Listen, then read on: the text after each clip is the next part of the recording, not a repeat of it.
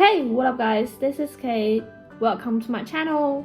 So our topic for today is our measure words, or we can say quantifier. So today we're going to talk about one word in Chinese, what we call is 本。那本同样也是我们之前讲过的表示单个的物量词。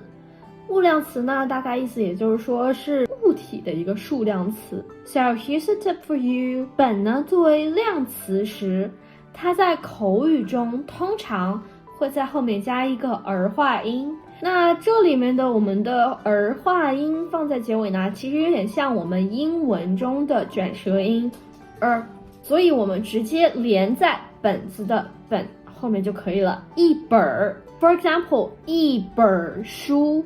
那本呢，我们通常用来形容书籍或者薄册等一类的物品。那我们类似书籍类的，我们可以把这个什么书、什么类型的书加在书前面，一本的后面，比如说一本漫画书，或者是一本词典。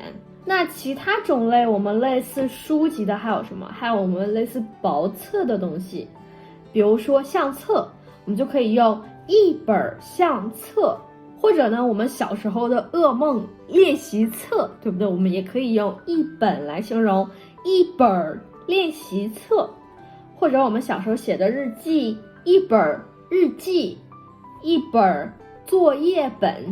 那最后一个呢，大家可能不是很常用，但我们也可以用一本来形容，就是我们的证书，一本证书。好，那最后呢，我来给大家补充一个小知识点，这里面我们一本和我们前面讲的量词没有任何关系，但是呢，它是我们经常用到的一个成语，叫做一本正经。